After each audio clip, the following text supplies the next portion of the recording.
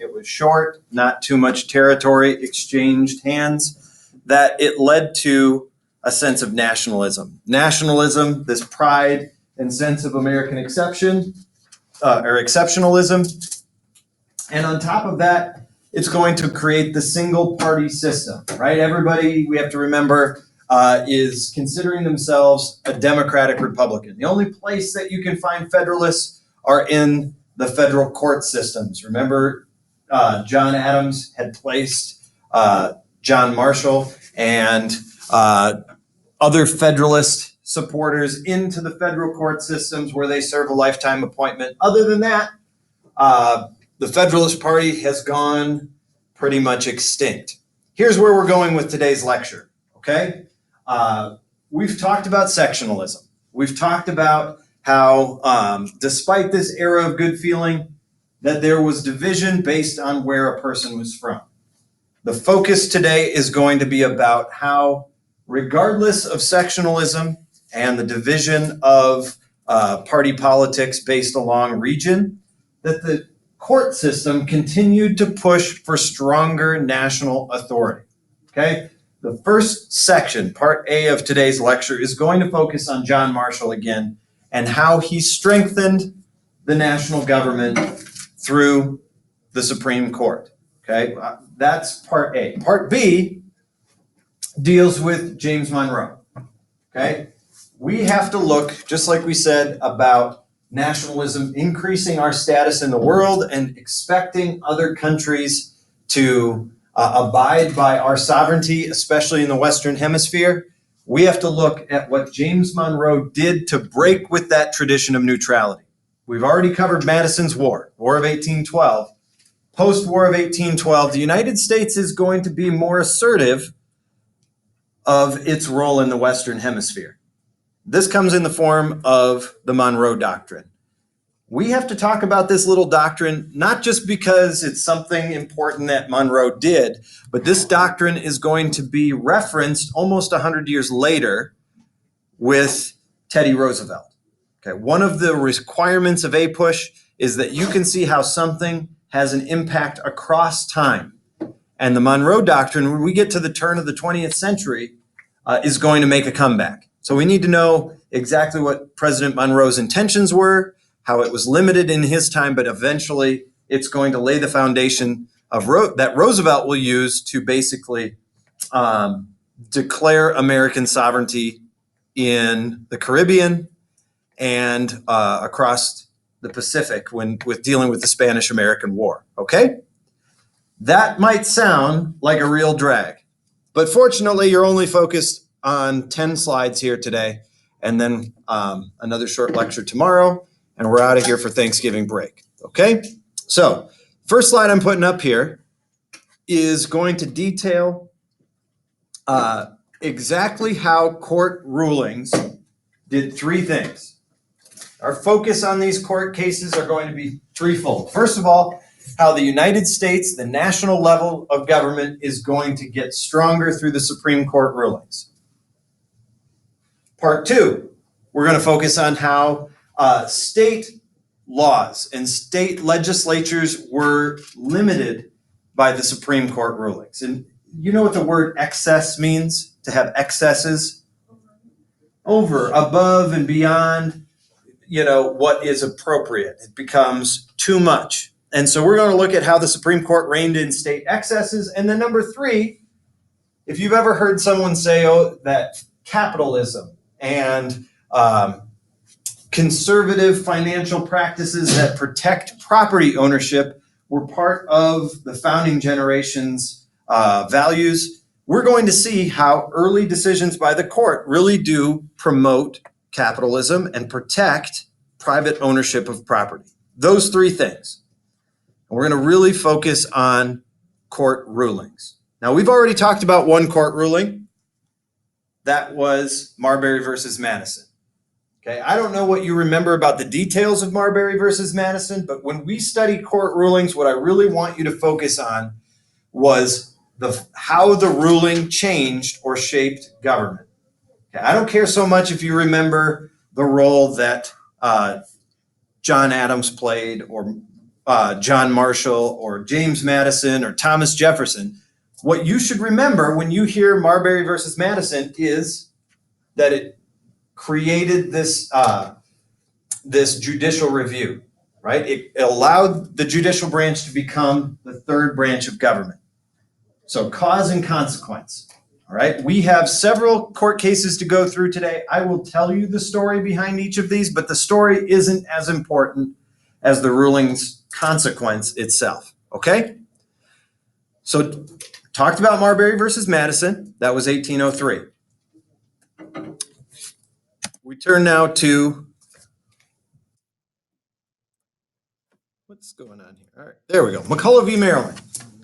All right, I'll give you a second here to write this down, and then I'll tell you the basic details. But the bottom line of McCulloch v. Maryland was that it, number one, asserted that Alexander Hamilton's banks were constitutional, and number two, it asserted that state law was beneath national level law. So it asserts federal sovereignty.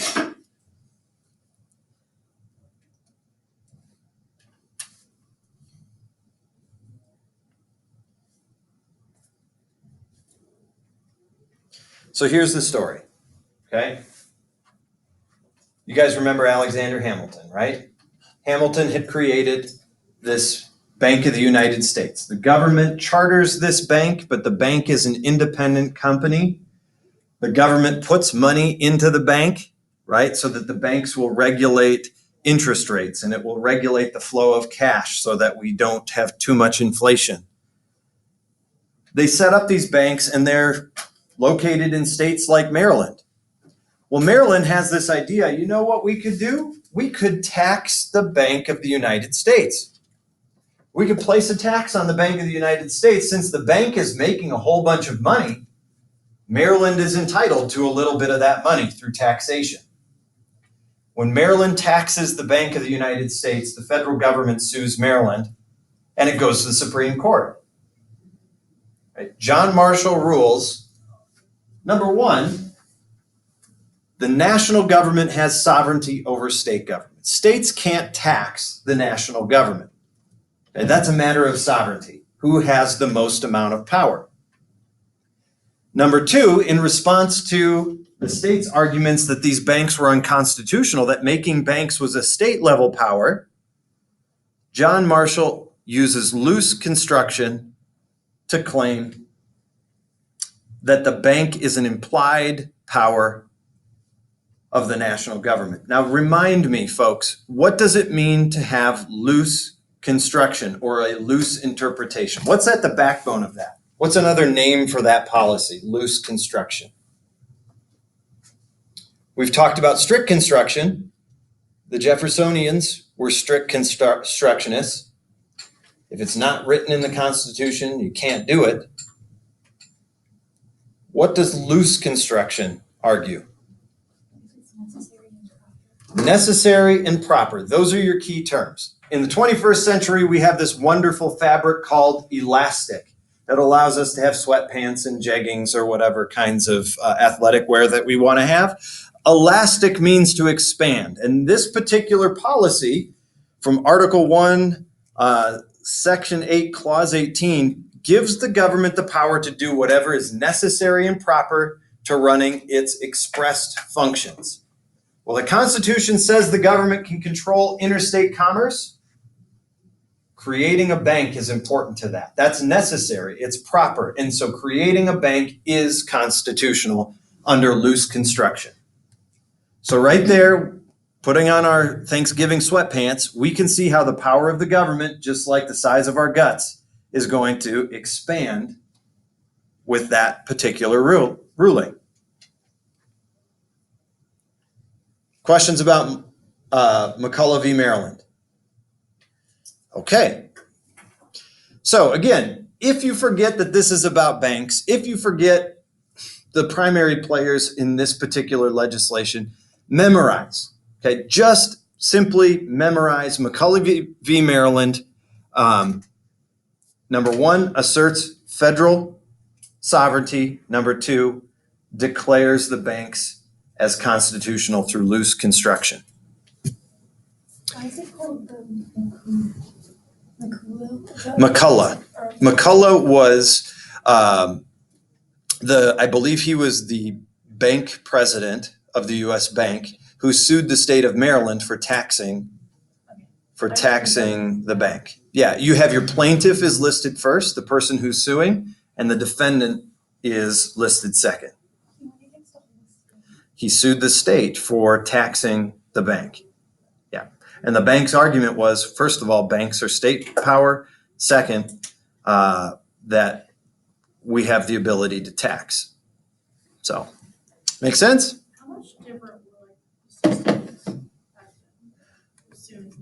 then? Not at all different. I mean, we use this important word when we were talking about Marbury versus Madison, the word precedent. A precedent sets a standard. There were very few standards at the beginning of our nation because it was brand new. So a standard like Marbury versus Madison has shaped every decision since then because the court, first of all, assumes it has the ability to review a case because of Marbury versus Madison. So this is what's called case law. If you're an attorney, or if you're thinking about being an attorney, you don't just need to be knowledgeable about what the law says. You also need to know about court precedent. You need to know what case law is. We're going to talk about slavery, right? And we will talk about segregation. And we will look at different cases. For example, Plessy versus Ferguson, which says that people can be discriminated against based on race. That was the standard for a very long time until we get to the 1950s. We get Brown versus Board of Education. The only way to change a court precedent is a new court ruling, okay, more or less. So it does matter. These particular issues still apply today, and I'll give you an example of that in a minute. Okay, so item number one, again, federal sovereignty, and that Alexander Hamilton's program was constitutional. Here's case number two, Cohens versus Virginia. Now this is kind of a funny little case dealing with a couple of delinquents. The Cohen brothers were kind of two-bit gangster hoods. They created a lottery system. You guys know the lottery, right? Like Powerball? Okay. But so lotteries were popular, although not always legal forms of entertainment, even at the turn of the 19th century. So the Cohens brothers, they run a lottery ring, and they take and sell lottery tickets in several different states. And one of the states that they're selling their lottery tickets in is Virginia. They get arrested, okay, for selling lottery tickets because in Virginia, it's illegal. Well, the Cohens brothers aren't from Virginia, okay?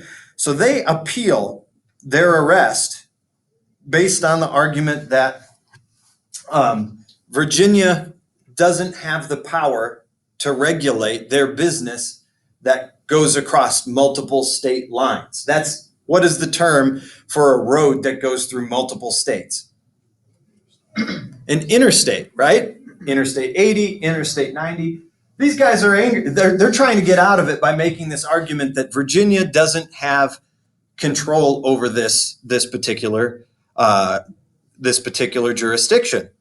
So they appealed their case all the way to the Supreme Court. And the Supreme Court, their decision, first of all, they say, no, the Cohens brothers, they're guilty. Virginia does have a right to charge them with a crime. But what's more important about this case is John Marshall does agree with the Cohens brothers. The court does have the ability to hear a case dealing with an interstate issue. Any case, even if it's a state level case that deals with a federal issue, the courts can review it, okay? So yes, this starts as a state level thing, but since it deals with interstate trafficking, the court is within its right to hear that particular case. Now, this is going to be important because think about today. We've got Colorado next door with legal marijuana, right? somebody gets arrested in Nebraska with marijuana, most likely it came from somewhere else.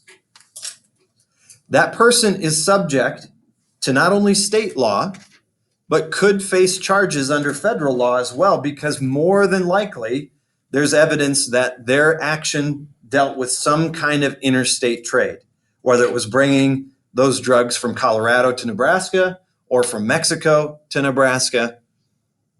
That issue, if they're arrested in Nebraska, could lead to a federal court case. Make sense? Here's another good example. You've heard of sanctuary cities. There are a lot of cities saying we are not going to enforce federal immigration law because that's not our domain, right? We're in charge of state law. If the feds want to enforce immigration law against suspected illegal immigrants, they should spend more money on it. They should have more people doing that job. So the state and national level of law enforcement, they work together sometimes, but they also may compete. They may run into one another. Or if you commit a crime, it may not just be a local crime, it could be a federal crime as well if it violates or falls into federal territory. The next section, you ready? Section number 2 deals with state excess.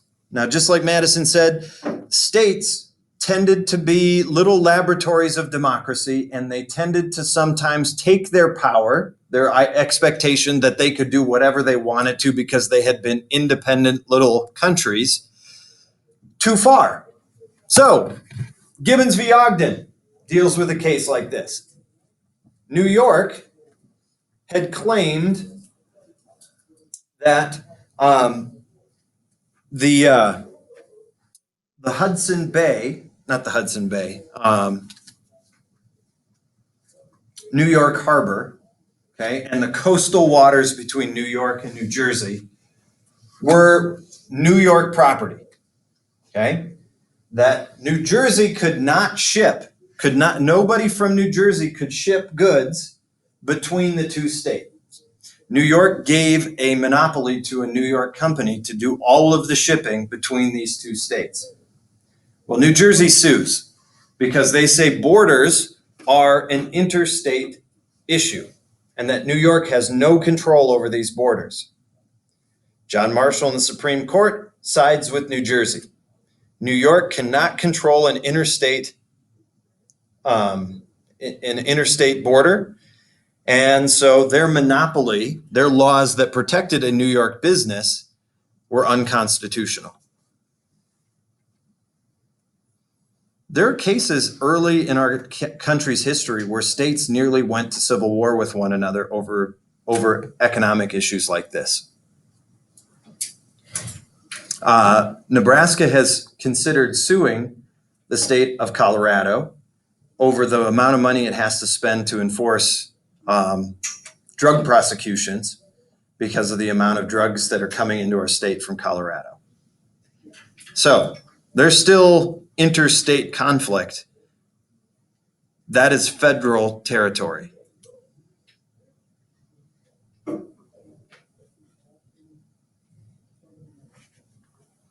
Questions about that?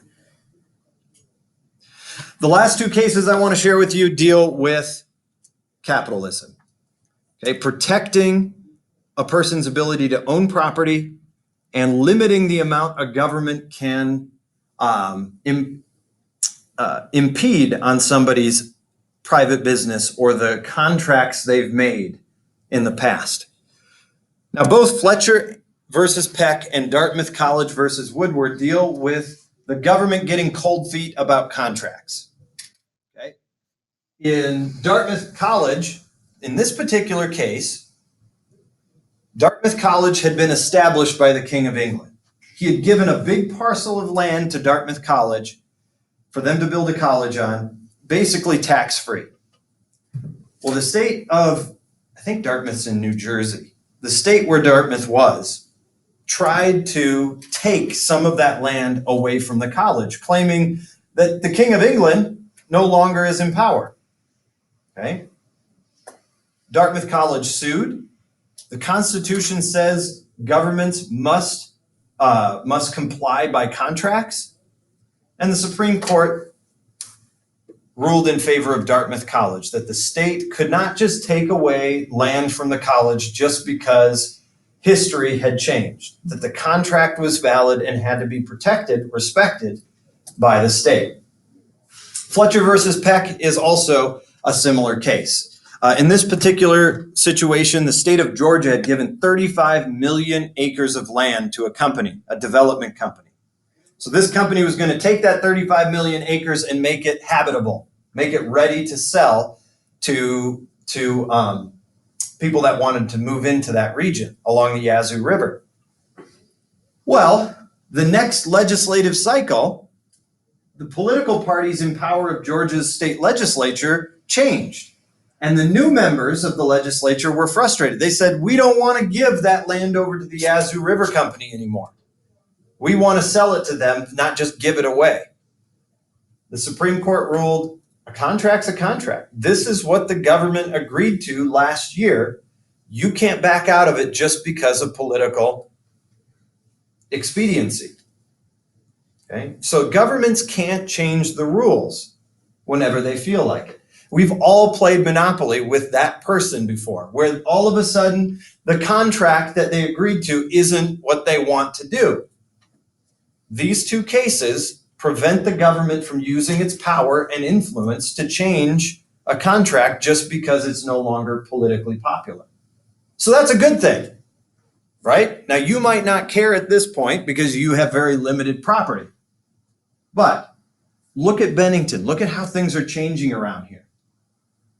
If the government could come in and change a contract between two business people or between a land owner and a development company just because that's what the government wanted, it would be really unstable. You know, look at China, right? The government has ultimate power there. It does whatever it wants, whenever it wants to. That's a threat to capitalism. So as I said, these things kind of pave the way for the kinds of free market that we have today. That is the end of part one, looking at the courts and how federal power increased, state power was curtailed, and capitalism was promoted by the Supreme Court.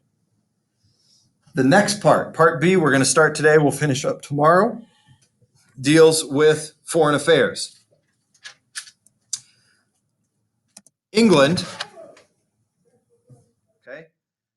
England had been defeated, or at least we'd come to a draw with England in the War of 1812, right? Not 1 inch gained, not 1 inch lost. England tried to sabotage our economy afterward. We talked about this, how they flooded America's market with cheap goods. We put up the tariff, kind of as a response of self-defense and national pride. England then tries to enter into this agreement with us that we will respect one another's boundaries and that basically all of the boundaries of the Western Hemisphere were set in stone. No more expanding, okay? No more changing hands of territory. Why would that hurt the United States? Think back to our simulation. Think back to as we talked about dividing land up. What do you think is on the horizon? Who has more room to grow, first of all, the United States or Canada? The United States. Which way are we moving? West. And where's the one area we're starting to think maybe we could change this border?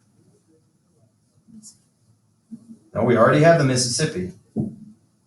Think about the South. Where ultimately would we consider changing our borders? Mexico.